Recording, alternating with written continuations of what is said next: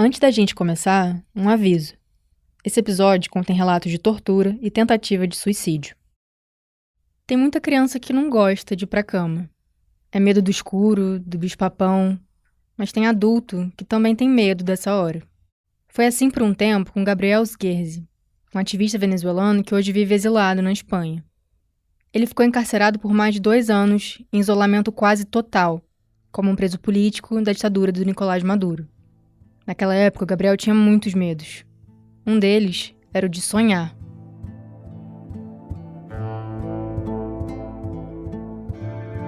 Es muy feo, es muy feo. O sea, llega momentos donde daba miedo soñar. Nos sonhos, o Gabriel se encontrava com a família, viajava com os amigos, mas quando abria os olhos, dava de cara com a realidade. E a realidade é que ele estava numa prisão aterrorizante, conhecida como La Tumba, um espaço 5 andares abaixo do solo, no prédio do órgão de inteligência nacional, o SEBIN. O Gabriel foi levado para a tumba em 2014, quando ele já estava envolvido com o ativismo estudantil havia alguns anos. Ele, inclusive, já tinha sido preso no governo do antecessor do Maduro, Hugo Chávez, quando ele e alguns colegas lançaram a campanha Chávez Miente. Nessa época, eles denunciaram que o Chávez estava manipulando dados socioeconômicos, como estatísticas de segurança e inflação. O Gabriel foi acusado de divulgar informações falsas e preso um dia antes das eleições parlamentares de 2010. Ele foi solto logo depois. Mas foi em 2014 que a perseguição contra ele aumentou. Naquele ano, Gabriel participou de uma mesa da ONU na Colômbia e fez um discurso duro contra as Farc, as Forças Armadas Revolucionárias da Colômbia, falando das vítimas venezuelanas do conflito armado, especialmente na fronteira.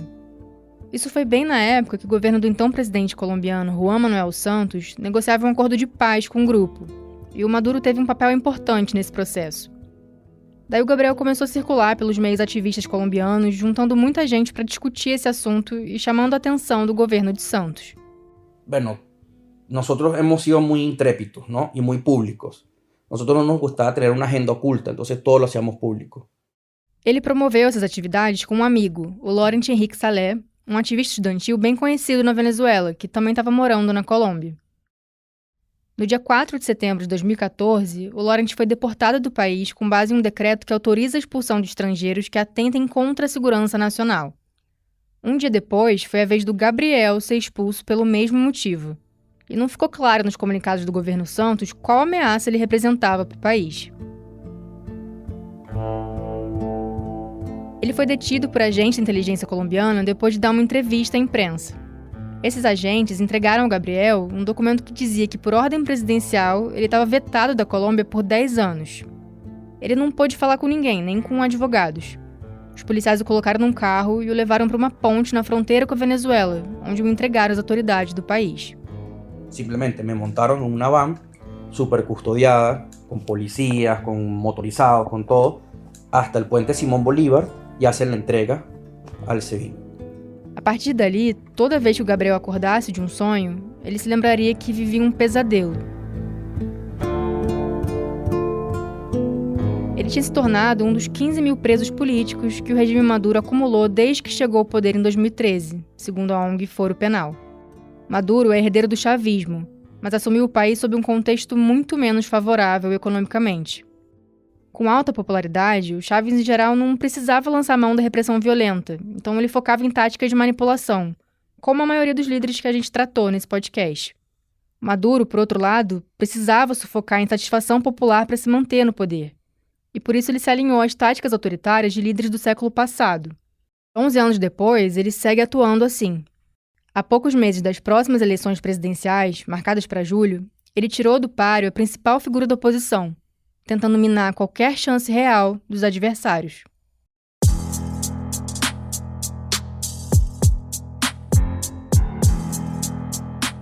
Eu sou Ana Luísa Albuquerque e esse é um episódio bônus do Autoritários, um podcast da Folha que investiga líderes contemporâneos que ameaçam a democracia e as conexões entre eles. O projeto tem apoio do Pulitzer Center on Crisis Reporting.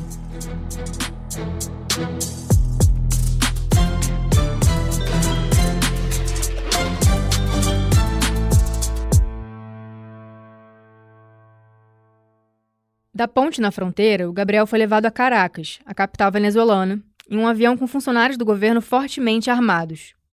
Eles não davam nenhuma explicação, só diziam que o que estava acontecendo era culpa dele, que ele não deveria estar falando mal do governo. Lo único que me decían en el avión es que quién me mandaba a mí a ser activista, a estar hablando mal del gobierno, que esos son problemas que yo me busco. Chegando a Caracas, ele foi levado de carro para o prédio do SEBIN, o Serviço de Inteligência da Venezuela. O veículo desceu os 5 andares do estacionamento até chegar à tumba.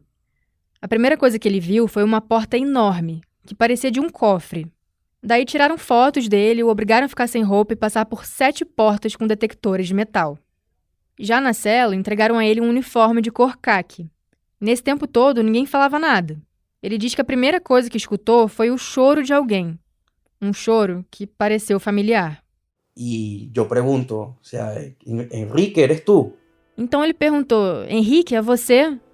Henrique de Laurent Henrique, o amigo que tinha sido expulso da Colômbia um dia antes dele.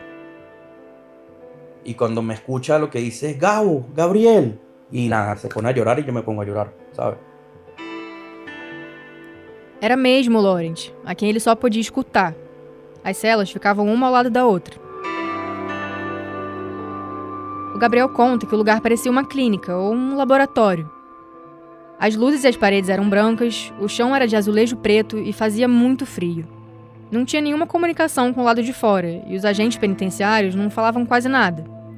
Era um lugar totalmente sem ruídos. Só que ao mesmo tempo que ele sentia que estava isolado, abandonado, dentro da cela tinha uma câmera acompanhando todos os movimentos dele. Ou seja, tinha solidão, mas não privacidade. Ellos logran separar la soledad de la privacidad. Y es una sensación muy extraña, o sea, es muy difícil de explicar. O Gabriel fala que ali na tumba se aplicava um tipo de tortura psicológica que bagunça os sentidos e o senso de identidade do prisioneiro. Não tinha, por exemplo, relógios ou janelas, então ele nunca sabia que horas eram ou quanto ele tinha dormido.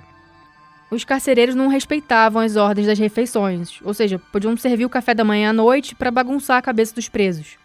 Também não tinha espelhos e o Gabriel diz que foi se esquecendo da própria imagem. Hay cosas muy extrañas que yo sentía ya que no son raros de explicar. Por ejemplo, no verte la cara. Parece mentira, pero cuando tú duras mucho tiempo sin verte la cara, se te olvida cómo eres. Com o tempo, o Gabriel foi perdendo a noção do que era real ou não. O sea, habían cosas que yo no podía saber si eran ilusiones o no, ¿sabes? Es como, o sea, realmente estoy aquí adentro. Realmente estoy despierto, estoy dormido, estoy muerto. Ele chegou a se cortar só para sentir qualquer coisa. Había momentos donde yo me tenía que infligir dolor, tenía que golpearme, tenía que golpear las paredes para sentir algo. Ainda que ele não conseguisse ver o Laurent, a presença do amigo na tumba ajudou o Gabriel a atravessar esse período. Eles tinham que ter muito cuidado com o que falavam, já que tudo estava sendo monitorado. Mas sobre algumas coisas eles conseguiam conversar e também choravam juntos. Um dos rituais era acordar e contar para o outro sobre o que sonharam. Eles falavam também sobre temas pessoais, como a família e até sobre cultura pop. Em uma época, chegaram até a inventar que eles tinham uma emissora de rádio, simulando entrevistas entre eles. Entonces, él tenía un programa, yo tenía un programa. Entonces, yo le entrevistaba a él y me entrevistaba a mí. Como eles tinham medo de falar sobre política, acabavam debatendo no programa imaginário temas mais leves. Y como nos daba miedo hablar temas políticos, porque puede ser usado en nuestra contra, hablábamos de otros temas. ¿Sabes? Hablábamos del amor, ¿sabes? Cosas por el estilo. O Gabriel acredita que o objetivo da tortura psicológica era fazer com que eles prestassem depoimentos falsos contra figuras da oposição. Ele conta que em vários momentos, uma procuradora chegou na tumba pressionando os dois a prestar depoimento ligando líderes opositores a atos de terrorismo, em troca de benefícios carcerários. Segundo Gabriel, ela dizia que estava ali em nome da procuradora-geral Luísa Ortega Dias, que em 2017 rompeu de vez com o regime e deixou o país. Eu conversei com a Luísa, que negou qualquer tipo de envolvimento nessa trama ou na perseguição contra a oposição durante os 10 anos que ela ficou no cargo. Ainda que o Gabriel e o Laurent se apoiassem na prisão, a situação naquele primeiro ano foi muito pesada. E o Laurent chegou a tentar se matar. Daí eles fizeram uma greve de fome que durou 18 dias e chamou bastante atenção na mídia. O O Gabriel diz que eles queriam deixar claro que morreriam, mas que não prestariam informações falsas. Queremos hacer entender de que nosotros éramos capaces de morirnos antes de colaborar con ellos en lo que ellos querían. Com essa greve, eles conseguiram alguns benefícios, tipo livros, papel e lápis de cor. Uma coisa que incomodava muito o Gabriel era a ausência de cores dentro da tumba, já que praticamente tudo era branco. Ele lembra de um fato curioso.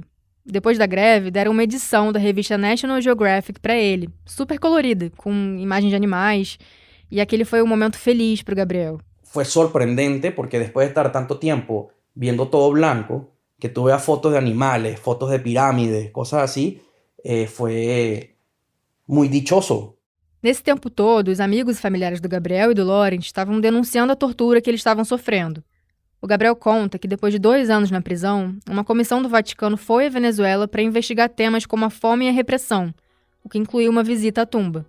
Então, segundo ele, o governo Maduro tirou os dois de lá e fechou o espaço para fingir que nada acontecia ali. Eles foram transferidos para o Helicoide, uma outra prisão com muitos relatos de tortura, principalmente física. O Gabriel diz que o Helicoide é o oposto da tumba, um espaço superlotado, sujo, barulhento. Era un espacio donde habían más de 300 personas, siempre había ruido. Era un espacio muy sucio. Habían ratas, cucarachas. A mudança para o Helicoide foi muito difícil para o Gabriel, porque ele já estava acostumado ao isolamento quase total. E chegando lá, todo mundo fazia várias perguntas para ele, querendo saber como as coisas funcionavam na tumba. E ele não tinha mais traquejo social. Es que de estar tanto tiempo aislado, se te apaga como el motor de socializar.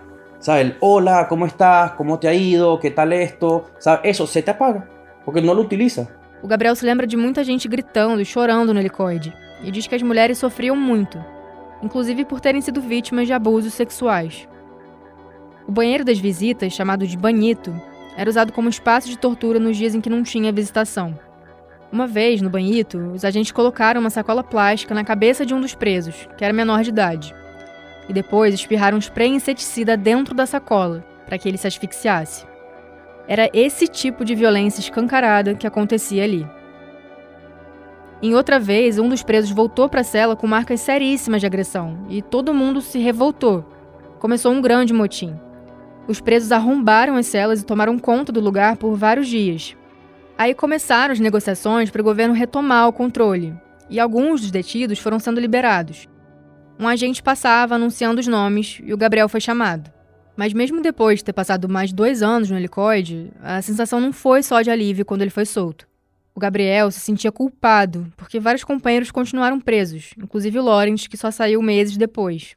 Y era como que la única persona en que confiamos era en nosotros, ¿sabes? Y yo irme de ahí y que Loren se quedara solo, era muy difícil. Para él es muy difícil, yo no puedo evitar sentirme culpable. O Gabriel foi solto em 2018, depois de 4 anos preso. Ele conseguiu voltar para a Colômbia, onde estudou artes plásticas.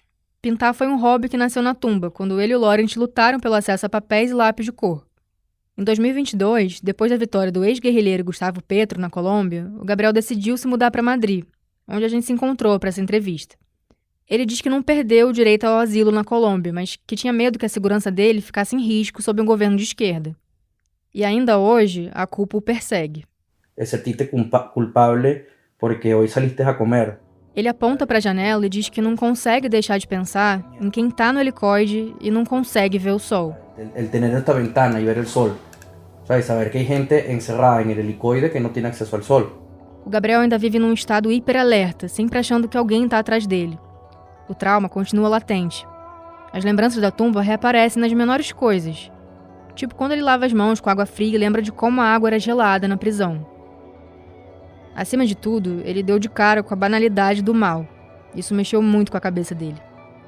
Ele diz que percebeu como pessoas com vidas aparentemente comuns, que têm famílias, vão ao mercado, saem de férias, podem ser absolutamente mais.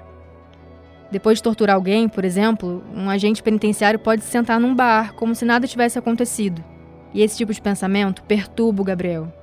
Tú puedes estar en un bar y tú no sabes si el de al lado tuyo es un torturador, ¿sabes? Y tú sabes que puede, que es posible, ¿sabes? Y que ese tipo, después de torturar a alguien, puede ir a un bar a tomarse una cerveza lo más tranquilo del mundo. Ele tem levado uma vida tranquila em Madrid. conseguiu um bom emprego, ficou noivo há pouco tempo. Mas o Gabriel também diz que é outra pessoa depois de ter ficado preso, que na prisão ficou enterrada uma versão dele do passado. Es como que una parte de ti nunca deja de estar allá adentro, pero es como que lo que me hicieron, lo que pasó, es como que quedó enterrado un Gabriel ahí, que no va a salir nunca.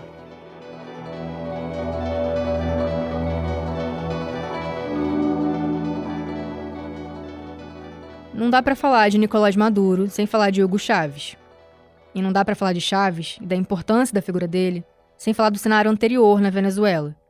A gente já volta pro presente, mas em 1958, o ditador Marcos Pérez Jiménez foi derrubado. E os 3 principais partidos do país firmaram um pacto, conhecido como Pacto de Ponto Firro. O objetivo era organizar eleições justas e garantir estabilidade democrática a partir dali. Mas com o tempo, muita gente ficou insatisfeita, porque o poder tinha sido dividido entre poucos, ficando restrito às elites. Por 30 anos, 2 desses partidos se revezaram no governo, com uma agenda de centro ou centro-direita. Os mais pobres se viam excluídos. E aí apareceu Hugo Chávez. Não, Hugo Chávez é um importante nome, né, na política latino-americana, uma liderança marcante não só para a Venezuela, mas para os países da região, né, com uma agenda muito particular, né, no sentido de tentar revolucionar a política em seu país, lutando, conforme ele dizia, né, contra desigualdades conduzidas e consagradas ao longo de décadas. Né? Então, Esse é o Paulo Velasco, professor de Relações Internacionais na Universidade Estadual do Rio de Janeiro e especialista em Venezuela. E o Chávez tenta reverter essa tradição, né, assumindo a condição de um líder, né, comprometido com essas categorias menos favorecidas da história do país, e do ponto de vista da política externa, tentando assumir uma liderança regional latino-americana, colocando-se como um ponto de resistência, né, contra os Estados Unidos, né, contra o império, né, como ele chamava. Chávez nasceu em 1954, em uma pequena cidade a mais ou menos 500 quilômetros de distância de Caracas. Filho de professores, com 17 anos ele entrou na academia militar e, com o passar dos anos, chegaria a se tornar tenente-coronel. No começo dos anos 80, ele fundou, ao lado de alguns companheiros militares, o Movimento Bolivariano Revolucionário 200, conhecido como MBR-200. Esse grupo era inspirado nas ações de Simão Bolívar, o revolucionário venezuelano que teve um papel central na independência de países latino-americanos no século XIX. Chávez ganhou uma grande projeção nacional em 1992, quando ele tentou dar um golpe de Estado contra o presidente Carlos Andrés Pérez, e acabou preso por 2 anos. Em 1998, ele foi eleito presidente, cargo que manteve até morrer em 2013. Ele tinha uma orientação populista, apostando no discurso do povo contra as elites e se colocando como a voz dos venezuelanos. Claramente ele refletia práticas ditas populistas, né?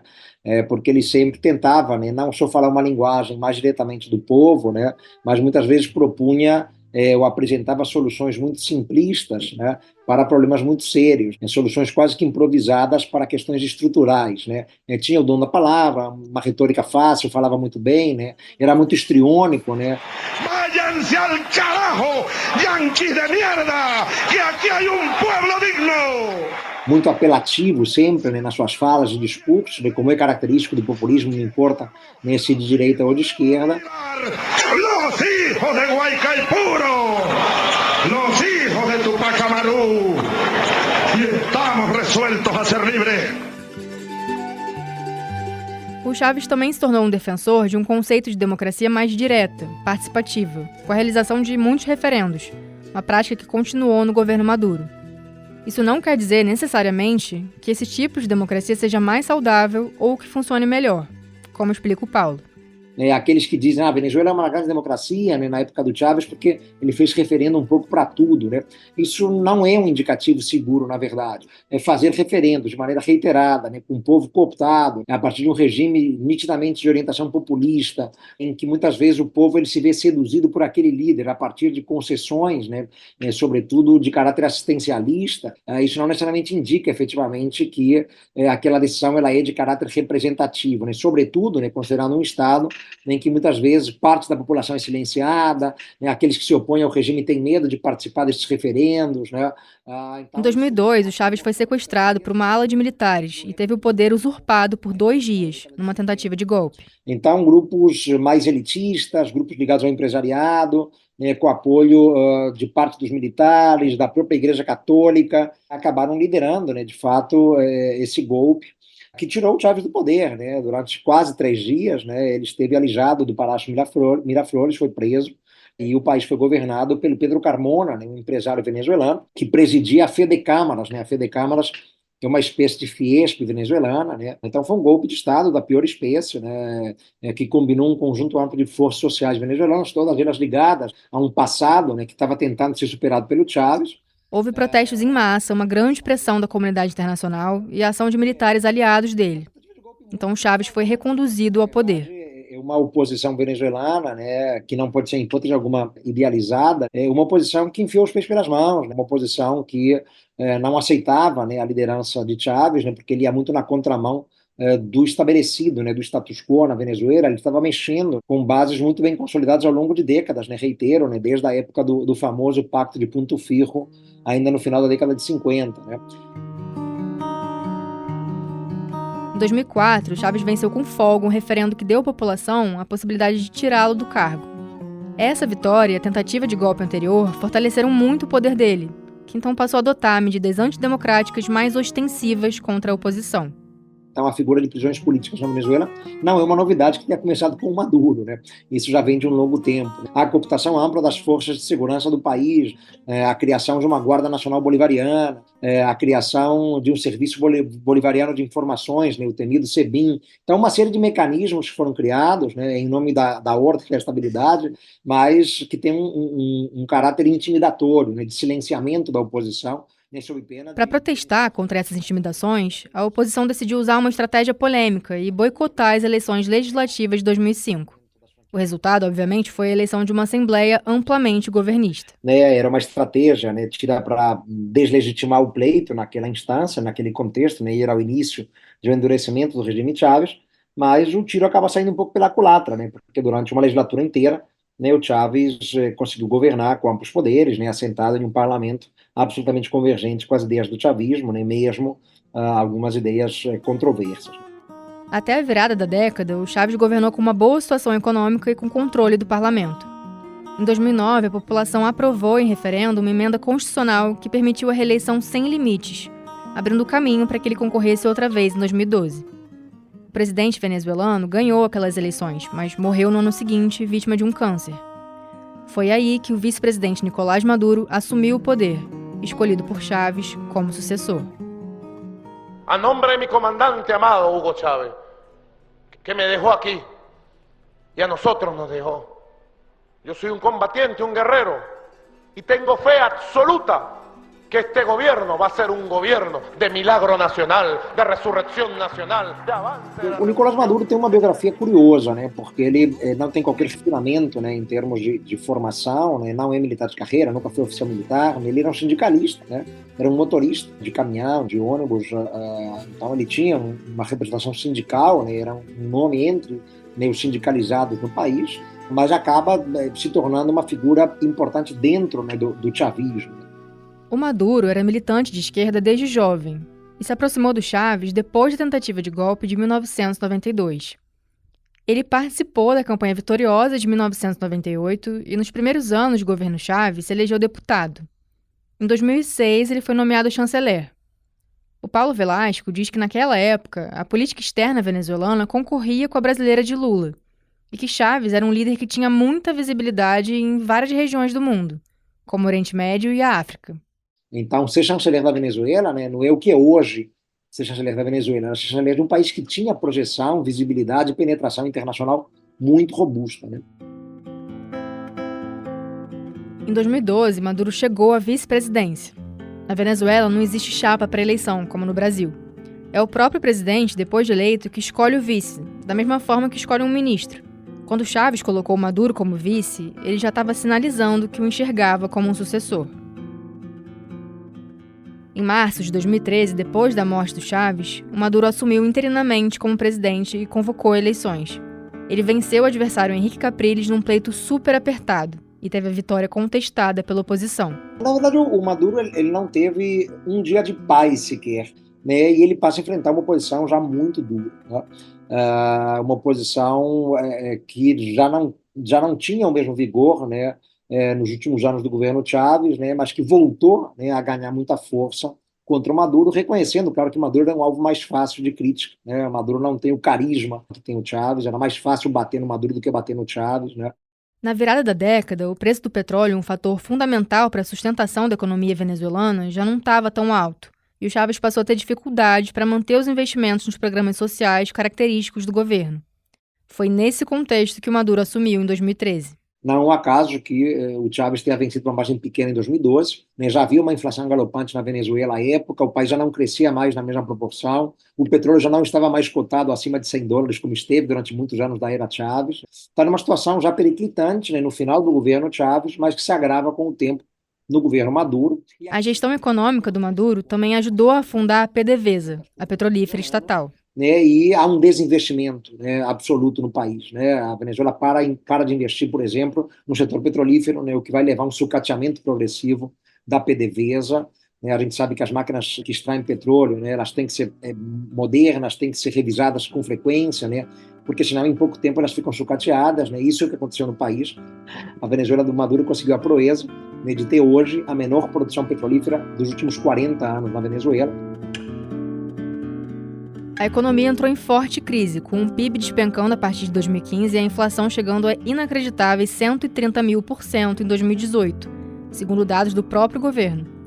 O FMI estima que essa porcentagem tenha sido, na verdade, 10 vezes maior.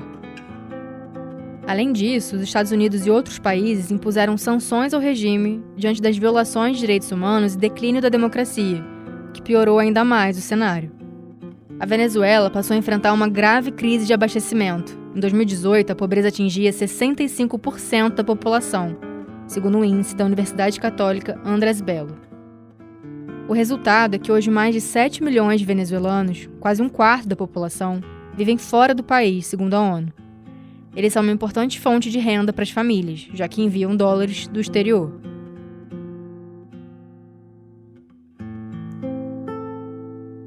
Com o país totalmente quebrado, cresceu muito a insatisfação popular, e o Maduro apertou a repressão para se agarrar ao poder.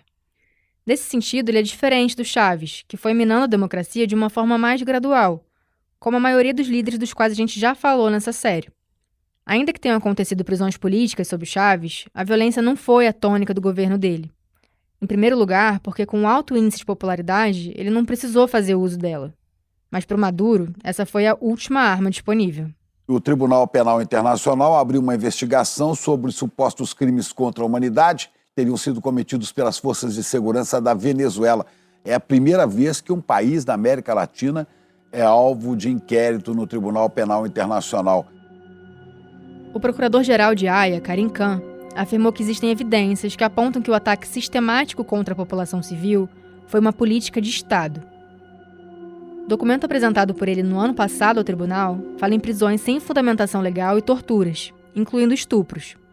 Khan disse que as vítimas foram submetidas a atos de violência como espancamentos, sufocamentos e choques elétricos. A investigação ainda está em curso. Uma missão independente da ONU chegou à mesma conclusão do promotor. A equipe documentou que as agências de inteligência venezuelanas implementaram um plano para reprimir a dissidência por meio de crimes contra a humanidade. E esse plano teria sido orquestrado nos mais altos níveis do governo, com a participação do Maduro.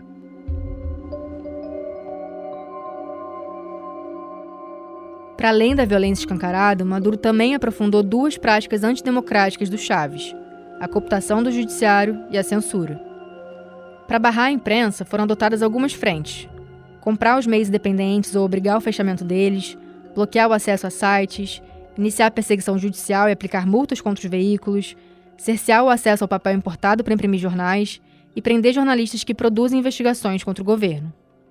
Em 2015, o Eu Nacional, o jornal mais tradicional do país, reproduziu uma notícia do espanhol ABC, que dizia que o deputado Diosdado Cabello, o então número 2 do chavismo, estava sendo investigado nos Estados Unidos por uma suposta acusação de tráfico de drogas transnacional. Em 2021, o Supremo Tribunal de Justiça ordenou ao Nacional a pagar 13 milhões de dólares em danos morais a Cabello. Eu não tinha os 13 milhões de dólares, mas podia cobrar com um documento e um juez. Esse é o Miguel Otero, dono do Eu Nacional. E então eu não tenho os 13 milhões de dólares, então me embargam e se quedam com... Não fizeram isso.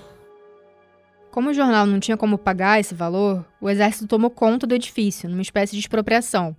O prédio está abandonado hoje, e os funcionários espalhados pelo mundo trabalhando para a versão digital. Mas mesmo com jornalistas fora da Venezuela, o governo dá um jeito de atingi-los. Quando um repórter escreve uma matéria que incomoda o regime, muitas vezes quem paga a conta são familiares que ainda vivem no país. Isso aconteceu, por exemplo, no ano passado, quando 2 jornalistas, um que mora em Tenerife, uma ilha espanhola, e o outro em Bogotá, publicaram uma investigação sobre os filhos do Maduro e o suposto envolvimento deles com o narcotráfico. Foram contra a madre, le allanaram a família, le allanaram a irmã. Segundo Miguel, as forças de segurança invadem a casa dos familiares, quebram coisas e os levam à força para interrogatórios. Bueno, los allanan su casa, les destruyen las cosas, los interrogan, se los llevan a la policía y el inocente no tiene nada que ver. O objetivo, claro, é assustar os jornalistas, que já não encontram nenhuma proteção na justiça cooptada pelo chavismo. Sí, además se asustan. ¿Cómo se defiende un periodista? No tiene ninguna protección. O controle sobre o judiciário começou nos primeiros anos do governo Chávez. Em 2004, a Assembleia de Maioria Chavista ampliou o número de ministros na Suprema Corte de 20 para 32, nomeando juízes abertamente alinhados à agenda do governo. Desde então, ONGs como a Human Rights Watch alertam que a corte adotou como prática as decisões favoráveis a Chávez e depois a Maduro, fechando os olhos para violações dos direitos humanos. A justiça tem sido responsável por aplicar multas à imprensa independente e por sentenças duras e polêmicas contra líderes da oposição.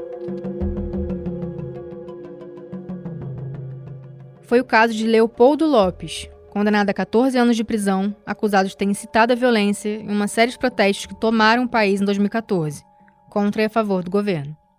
Pelo menos 43 pessoas morreram e quase 900 ficaram feridas ao longo de poucos meses. De hecho, esa convocatoria que la hicimos el 23 de enero del año 14, la hicimos María Corina Machado, Juan Guaidó y yo. Yo estaba liderando ese proceso. Lopes, que faz parte de uma ala da oposição venezuelana considerada mais radical, conta que convocou os protestos de 2014 ao lado da Maria Corina Machado, que foi barrada da eleição desse ano, e do Juan Guaidó, aquele que se autodeclarou presidente em 2019. Ele diz que protestou pacificamente e que não se envolveu em qualquer ato de violência, mas que mesmo assim teve a prisão determinada. A las 4:30, 5 da tarde havia uma ordem de captura em mi contra, que evidentemente não tinha nada que ver com os hechos violentos. Más bien nuestra protesta fue no violenta, estábamos sentados en el piso, estábamos muy pacíficos.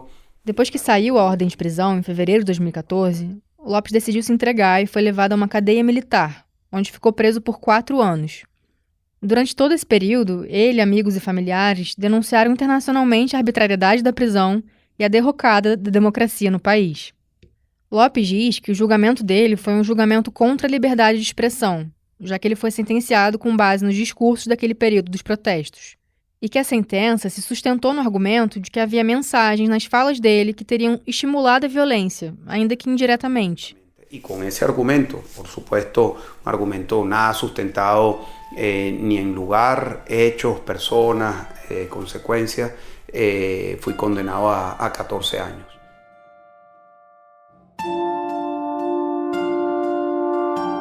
Ainda em 2014, um grupo de trabalho da ONU pediu que o governo venezuelano libertasse Lopes imediatamente.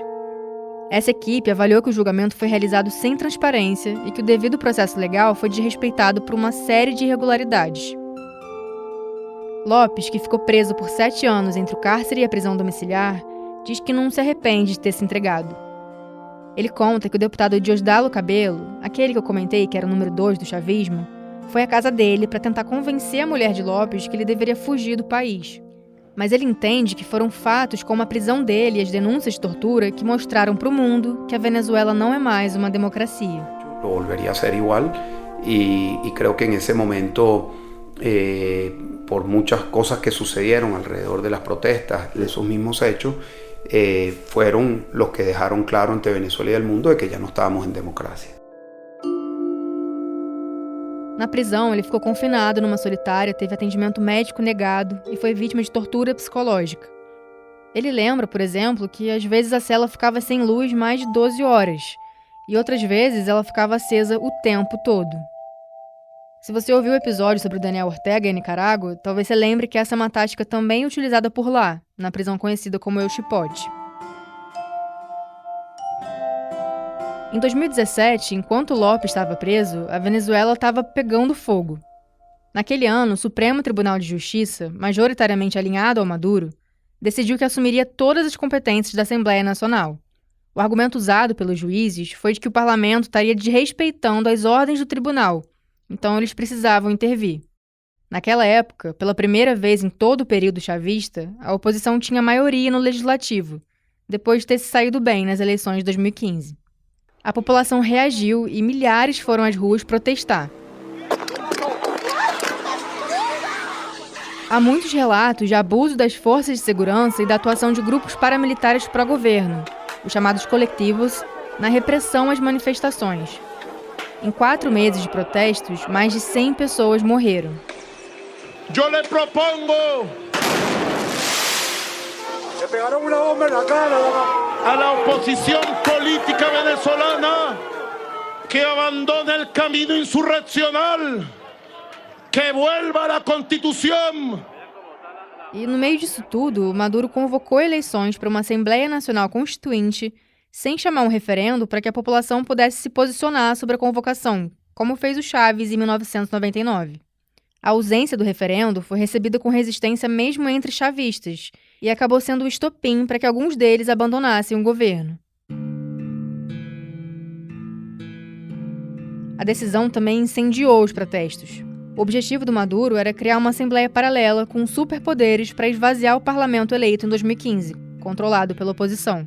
As constituintes nem sempre são, como o próprio nome sugere, né, para escrever uma nova Constituição. E às vezes, né, são um mecanismo político usado por determinado governante a certa altura, né, para assegurar maior poder político. Aqui o Paulo Velasco, professor de RI, de novo. O objetivo era simplesmente sequestrar os poderes, né, da Assembleia Nacional. Né, quando uma Constituinte é inaugurada, ela acaba, né, sendo dotada de amplos poderes. Né. Essa Assembleia existiu por 3 anos sem elaborar uma nova Constituição. Ela foi encerrada em dezembro de 2020, mês em que houve eleições parlamentares que garantiram maioria chavista para o parlamento. Ou seja, cumpriu o papel de neutralizar o legislativo enquanto ele esteve dominado pela oposição. Um ano depois da criação da Assembleia Constituinte, em 2018, Maduro foi reeleito em um pleito que teve 54% de abstenção e foi contestado dentro e fora da Venezuela. Sem a participação dos principais líderes oposicionistas, declarados inelegíveis, a eleição não foi reconhecida pela União Europeia e por países como Estados Unidos, Colômbia e o Brasil, na época sob o governo do Michel Temer. Em 2018 foi diferente, Ana, porque a comunidade internacional, né, quase que em uníssono, né, ela primeiro critica o fato de ter havido uma limitação do acesso de observadores eleitorais. Isso já criou uma suspeita muito grande. E o próprio fato dos grandes nomes da oposição não terem podido participar, né? Tirando Henrique Falcón, né, que na verdade está longe de ser um grande nome de oposição, nunca foi. Por isso que alguns já começam a fazer paralelos entre o 28 de julho, agora futuro, e o que foi 2018, infelizmente. Né? É nesse contexto que, em 2019, a Assembleia Nacional, ainda controlada pela oposição, proclama o líder Juan Guaidó como presidente interino do país. Ainda que a Constituinte tivesse amplos poderes nessa época, a oposição aproveitou a existência da Assembleia Nacional para tentar derrubar o Maduro. Juro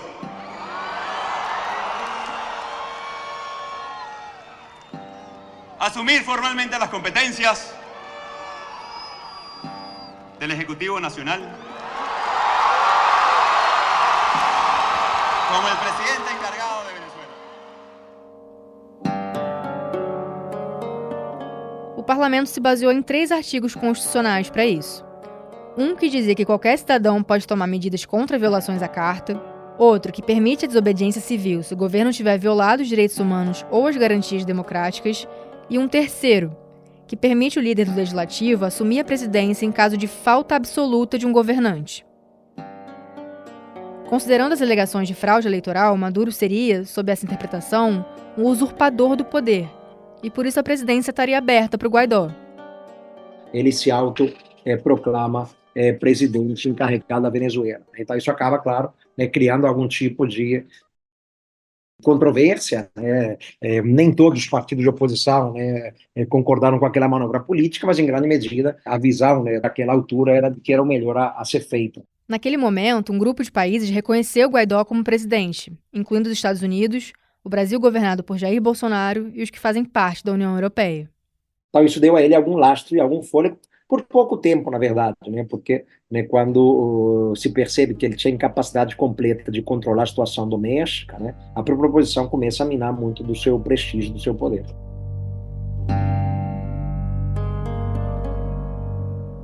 O opositor Julio Borges era presidente da Assembleia Nacional em 2017 e foi chanceler desse governo autoproclamado, liderado pelo Guaidó. Eu me encontrei com ele em Valência, na Espanha, onde ele vive exilado, alvo de uma ordem de prisão.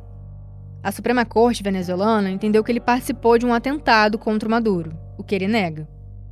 Apesar de fazer parte do governo paralelo, Borges começou a perceber a partir de 2020 que a coisa não estava funcionando bem e defendeu que aquela tentativa acabasse. Fueron ocurriendo distintos temas y distintos errores, por llamarlo de alguna manera, que fueron desviando la idea original. Ele sentia que o governo interino tinha perdido o propósito, focando em burocracias para manutenção própria, como a utilização de recursos públicos para manter aquela estrutura, e não em meio de derrubar Maduro e fortalecer a democracia venezuelana. Entonces, en lugar de convertir eso en un medio para lograr un fin, que era liberar a Venezuela, se terminó burocratizando y se convirtió en un fin en sí mismo. O Borges acredita que teve um erro de desenho e de execução do governo, e lamenta que a tentativa não tenha dado certo, porque eles tinham apoio popular e internacional. Porque se tenía los dos elementos, un gran apoyo popular y un gran apoyo internacional. Eso es mágico en estos momentos, pero por diferentes motivos no logró finalmente el desenlace y el cambio en Venezuela. O professor Paulo Velasco diz que uma dificuldade do Guaidó foi trazer os militares para o lado dele, especialmente os de alta patente. Isso para ele foi um golpe muito duro, quando naquele momento ele viu que não ia conseguir trazer para seu lado esse grupo militar que é quase que o fiel da balança na Venezuela ao longo da última década. O Paulo também lembra que Maduro tinha cooptado a maior parte do poder judiciário, distribuído cargos em troca de alianças políticas e militares, o que diminuiu a margem de manobra do Guaidó. Então, um governo que não controla nada é um governo que, ao cabo de pouco tempo, perde muito de sua legitimidade, não só doméstica, mas internacional também. O relógio estava a favor do Maduro, isso é fato. Então, quando se passaram 6 meses, um ano e meio, a figura do Guaidó ele perdeu muito de projeção e de legitimidade. O Maduro sempre contou com esse passar do tempo.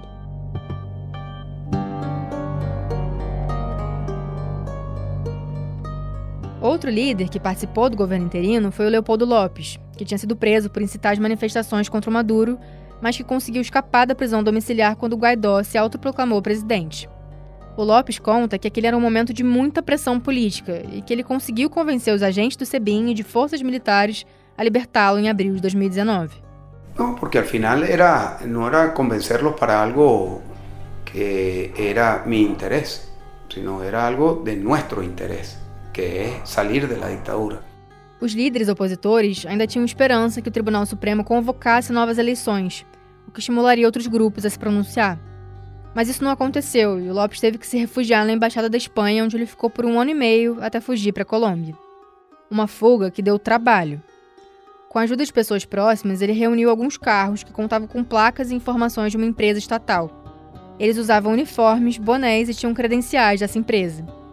Daí eles dirigiram umas 16 horas e passaram por 20 postos de controle sem ser descobertos. Era a época da Covid e a máscara ajudou o disfarce. Porque yo tenía la máscara y bueno, estaba obviamente tosiendo y haciendo que estaba bastante enfermo.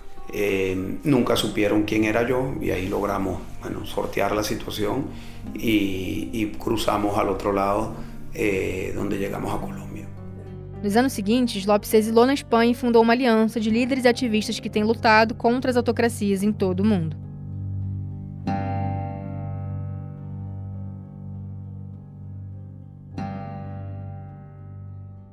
Não foram só os opositores que tiveram que se exilar. Gabriela Ramírez foi deputada chavista e defensora-geral do povo na Venezuela, ou seja, uma espécie de chefe nacional da Defensoria Pública. Hoje, ela trabalha na cozinha de restaurantes em Valência, cidade espanhola. Yo soy una mujer que toda la vida ha vivido de su trabajo, aquí en España igual. Yo soy cocinera aquí. He fregado platos hasta las 3 de la mañana aquí. Me he quedado sin uñas. Ainda que tenha fugido da Venezuela com medo de ser presa, depois de ter rompido com o governo Maduro em 2017, a Gabriela diz que é uma imigrante venezuelana como qualquer outra e que já chegou a trabalhar 10 horas em um dia por 40 euros.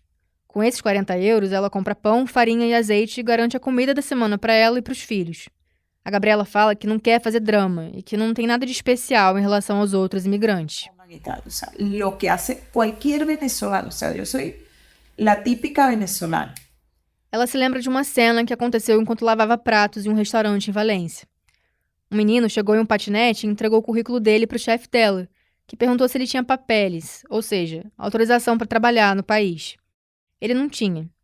Daí o garoto foi embora, o chefe colocou o currículo na mesa e depois de ler o cabeçalho, virou para ela e disse: Caracas, Venezuela.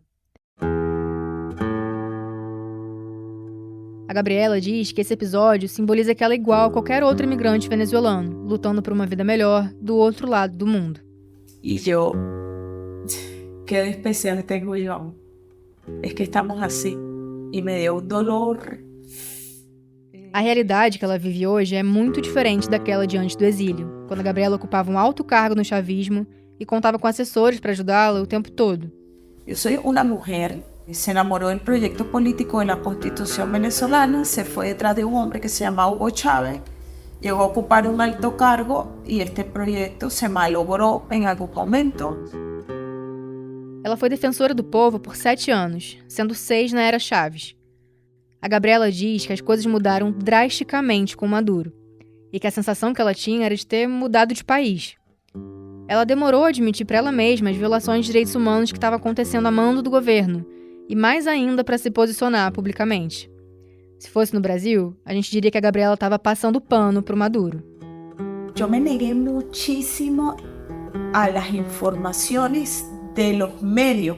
Ela diz que custou muito acreditar no que a imprensa estava denunciando e cita aquela fábula do pastor mentiroso e o lobo para explicar o que aconteceu. Segundo essa história, um homem que levava ovelhas para pastar mentiu tanto sobre ter avistado lobos na região que quando realmente apareceu um lobo, ninguém acreditou e ninguém foi ajudá-lo, e as ovelhas foram atacadas. E quando chegou o lobo, eu não les creí, entende? Então isso é mentira, se lo estão inventando. A Gabriela diz que a imprensa mentiu tanto sobre o Chaves que ela inicialmente não acreditou nas denúncias contra o Maduro. Tú sabes la cantidad de mentiras que dijeron de Chávez, es que es verdad. Mintieron mucho acerca de Chávez, mintieron muchísimo. Chaves costumava dizer que a imprensa o perseguia e publicava informações e denúncias falsas sobre o governo dele. Ele também dizia que as empresas do setor tiveram participação direta na tentativa de golpe contra ele, em 2002. O ex-presidente regulou a mídia, chegou a fechar mais de 30 estações de rádio e expandiu os veículos estatais. Em 2014, em meio à repressão do regime Maduro às manifestações, a Gabriela chegou a dizer que era importante diferenciar maus tratos de tortura, afirmando que a tortura é uma prática utilizada para obter informações de alguém. Com o uso dos términos, a tortura se emplea para obtener, se lhe inflige sofrimento físico a uma pessoa para obtener uma confissão. Y tenemos que diferenciarlo de lo que es un trato excesivo o un uso desproporcionado de la fuerza. Eu perguntei para ela sobre essa fala. No, fíjate, eso fue una estupidez, lo primero que hay que decir. Ela disse que nessa época ainda não sabia que de fato estava havendo casos de tortura e que naquele momento, na entrevista, ela estava discutindo conceitos. O sea, es una declaración torpe, tonta y inadecuada, pero al final del día es um conceito que ele está citando. A Gabriela também conta que nesse período ela pediu que os defensores verificassem a situação dos presos e que eles diziam que estava tudo normal. Os defensores estavam também um pouco cooptados por las autoridades. Aí a Gabriela diz que pediu para uma pessoa da confiança dela percorrer o país para checar o que estava acontecendo. E aí foi onde me abriram os olhos, pero com bisturi.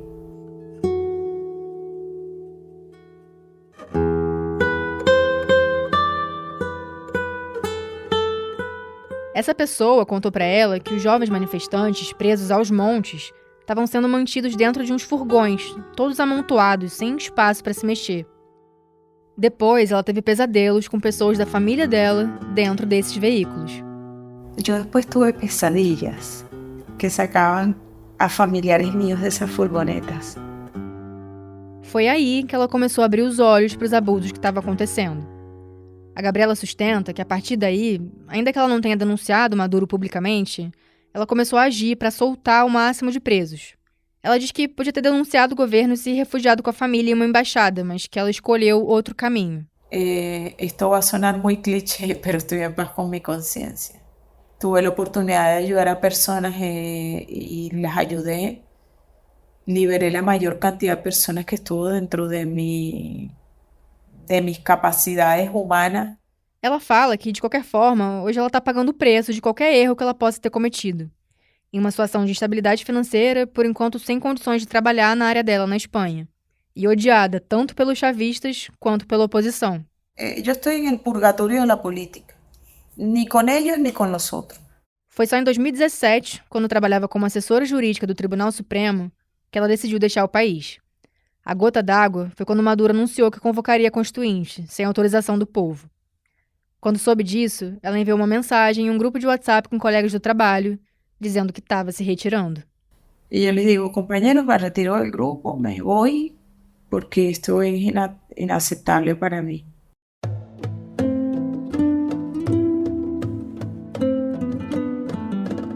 Foi também naquele ano que a então procuradora-geral da Venezuela, Luísa Ortega Dias, passou a fazer duras críticas ao regime publicamente, como quando o Tribunal Supremo usurpou os poderes da Assembleia.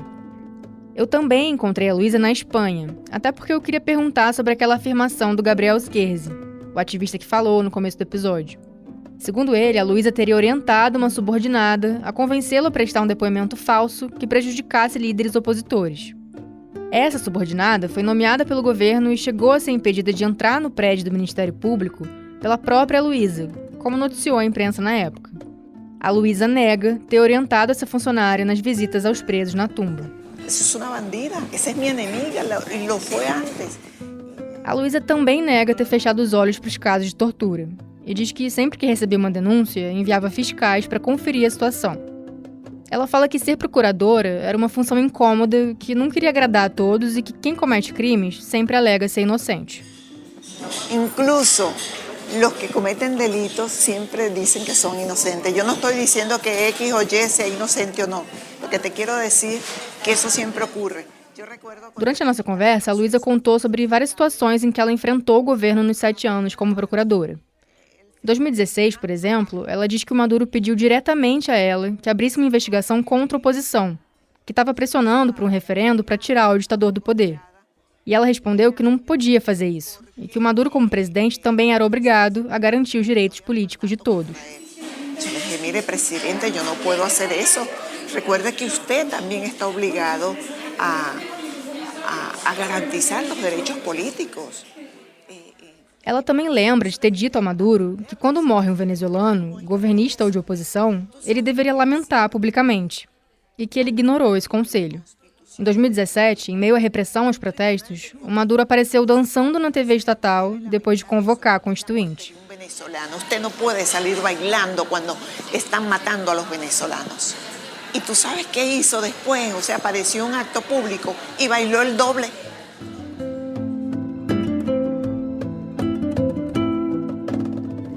A Luísa rompeu de vez com o governo quando o Tribunal Supremo tomou o controle da Assembleia. Ela diz que não queria que o nome dela ficasse marcado na história como de alguém que teve envolvimento com a destruição da democracia no país. Tu sabes quando em Venezuela se recomponga o Estado de Derecho e em las universidades se discutan essas decisões. Que vergüenza, mira quienes firmaron estas decisões. Depois disso, a perseguição contra a procuradora se intensificou. Ela diz que a trataram como louca, invadiram a casa dela várias vezes e expropriaram o apartamento. Em certo momento, a Luísa e o marido teriam sido avisados de que ela seria assassinada. E ela diz que foi aí que concordou em fugir do país. Mas isso também aconteceu logo depois que a justiça venezuelana emitiu uma ordem de prisão contra o marido dela, acusado pelo regime de liderar uma rede de extorsão a empresários. Eles saíram escondidos de lancha às 3 da manhã e fugiram para Aruba, uma pequena ilha no Caribe que é território da Holanda. Para isso, eles tiveram a ajuda de muita gente, inclusive de guardas nacionais. Eles foram para a Colômbia e, algum tempo depois, motivados pela eleição do Petro, para a Espanha. Ela fala que em algum momento perdeu o medo de ser presa ou ser morta, porque estava comprometida com a defesa da democracia. Não me importa. Eu estou resteada por la democracia em Venezuela. Y voy a hacer todo lo posible por las vías democráticas, porque no me gustan las aventuras y no me gusta tampoco eso de andar escondida haciendo cosas. Quando a gente conversou, ainda não estava claro qual seria o candidato da oposição venezuelana. E a Luísa lamentou a dificuldade de união em torno de uma plataforma em comum. E disse que essa falta de clareza deixa a população perdida, sem saber qual estratégia deve seguir para tentar derrubar o Maduro. Ela acredita que o ditador está frágil, mas que não tem quem o derrube. No, mira, Maduro está em seu momento de maior debilidade. Maduro está frágil, mas não há quem lo empuje.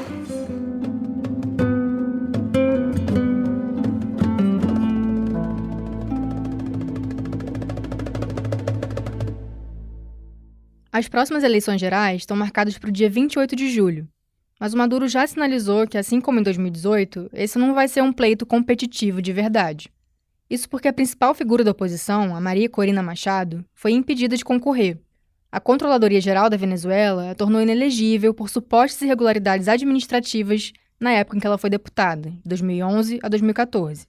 Ou seja, ela faz parte de um grupo de opositores que não goza de tanta legitimidade nos distintos segmentos da política venezuelana, justamente porque, ao lado de outros personagens, como Leopoldo Lopes, por exemplo, acabou lançando mão, muitas vezes, de manobras um pouco mais radicais.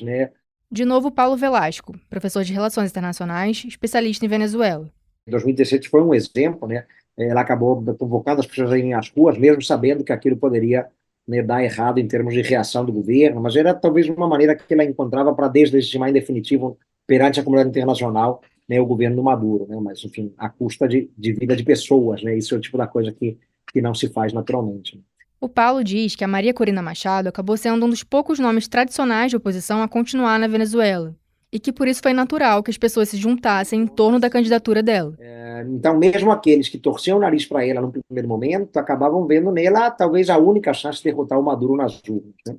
No mês passado, o presidente Lula, que costuma resistir a denunciar abusos de aliados internacionais, foi perguntado por jornalistas sobre o assunto e fez uma fala que acabou muito criticada, inclusive pela própria Maria Corina. Eu só disse a vocês que houve aqui nesse país, eu fui impedido de concorrer às eleições de 2018. Ao invés de ficar chorando, eu indiquei um outro candidato e disputou as eleições.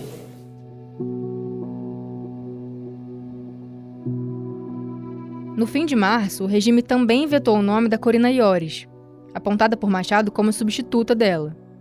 Aí o Lula se manifestou em outro tom. Ele disse que o veto é grave e que não tem justificativa política ou jurídica para proibir um adversário de disputar as eleições. Com as movimentações recentes, Maduro vem sinalizando que não vai respeitar os acordos de Barbados, firmados no ano passado com a mediação da Noruega. Na ocasião, o regime se comprometeu a realizar eleições livres, justas e competitivas, com a presença de observadores internacionais. Em resposta, nações como os Estados Unidos levantaram sanções contra o país. Para além do autoritarismo do Maduro, a oposição também tem dificuldade em se organizar e apresentar propostas, como várias pessoas me disseram ao longo das entrevistas. Mas nunca houve, de fato, um empenho em produzir de maneira mais combinada, consensual, conjunta, um projeto para a Venezuela no day after, no dia seguinte, a eventualmente conseguirem vencer uma eleição. E até hoje isso é um desafio. Quando a gente pensa na plataforma unitária, hoje, pensando nas eleições deste ano, não se sabe o que é, de fato, a plataforma unitária em termos de projeto de Venezuela. Então, na eventualidade cada vez mais remota do Maduro perder as eleições, esse é um enorme desafio. O Leopoldo Lopes diz que essa é uma crítica cômoda contra a oposição, que ignora a dificuldade de enfrentar um regime autoritário, já que toda ditadura tenta dividir os setores oposicionistas. De como a ditadura vai infiltrando o movimento, vai sendo algo que é a captura de distintas dirigências para ir separando, ir dividiendo, e todo isso ocorreu em Venezuela, isso é verdade. Ele diz que o apoio da comunidade internacional é importante e que eles não estão pedindo ao Lula, por exemplo, para apoiar a Maria Corina, mas sim que tem igualdade de condições no pleito. Maria Corina, se ele quer apoiar a Maduro como candidato, pues muy bien, que lo apoye, que haga un acto electoral con Maduro, que invite a Maduro a Brasília e que le levante la mano. Ele também fala que o Brasil viu nos últimos anos como a democracia pode ser frágil e, por isso mesmo, espera que a importância de eleições justas seja reconhecida. E eu esperaria que, sobre todo, depois de los tiempos tan turbulentos que se vivieron en Brasil, que se entiende que la democracia es frágil también y que la democracia está allí un día y el otro día no puede que no esté, que se entienda la importância. Ainda que os últimos acontecimentos sinalizem que as eleições não serão justas, tem gente na oposição que ainda tem esperança de encontrar uma brecha para vencer. É o caso do Júlio Borges, ex-presidente da Assembleia Nacional. Ele diz que a questão é cirúrgica, que o Maduro quer que as eleições pareçam minimamente competitivas, mas ao mesmo tempo minimizando ao máximo os riscos de uma derrota.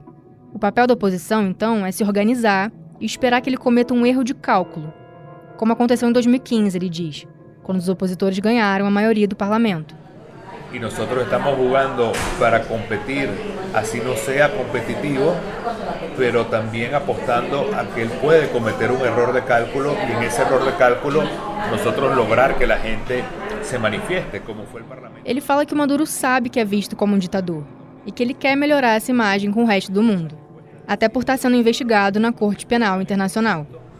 Maduro sabe que es tóxico, Maduro sabe que es radioactivo, Maduro sabe que está en la lista de los peores dictadores del mundo y eso le pesa. O Júlio acha que o Maduro não está satisfeito em apenas fazer parte de uma ordem autocrática alternativa ao Ocidente. A Venezuela é próxima de países como Rússia, China, Irã e Cuba. Ele diz que o Maduro lida com uma contradição.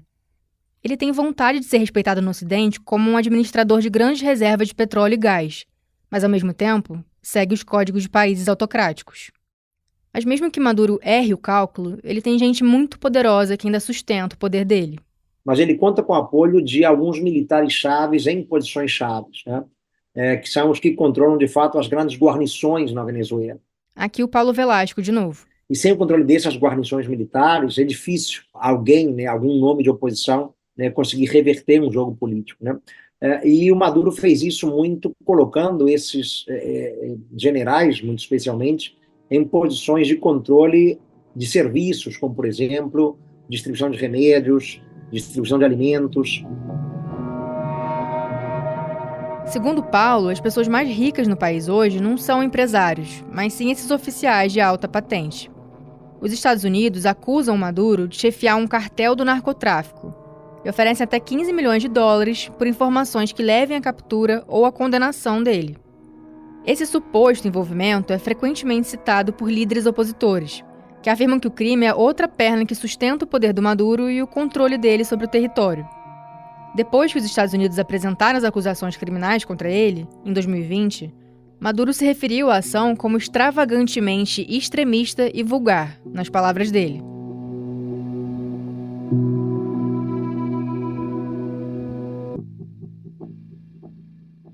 A história mostra que fatores como desenvolvimento e crescimento econômico e abundância de recursos naturais aumentam a estabilidade das ditaduras, enquanto protestos e conflitos as enfraquecem.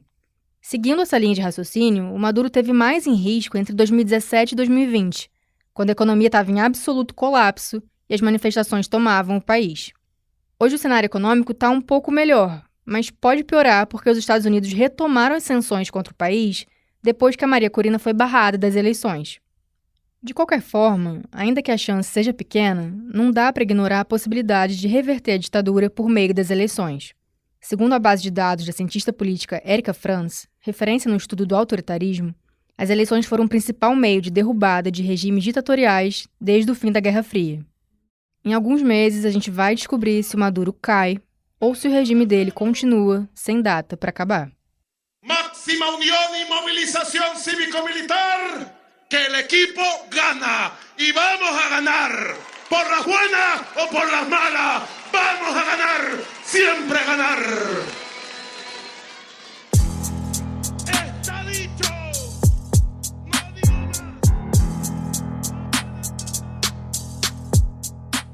Eu sou Ana Luísa Albuquerque, responsável pela apresentação, roteiro, produção e reportagem do Autoritários. A edição de som é do Rafael Conkle. A coordenação é da Magia Flores e do Daniel Castro. A produção no roteiro é do Vitor Lacombe e a supervisão dele é do Gustavo Simon. A identidade visual é da Catarina Pinhato. Esse episódio usou áudios de VTV, Telam, TV Globo, Human Rights Watch, AFP Espanhol, Canal Gov e Latina Notícias. Obrigada por continuar com a gente nesse episódio bônus. E se você chegou agora, fica o convite para escutar os outros capítulos da série. Até uma próxima!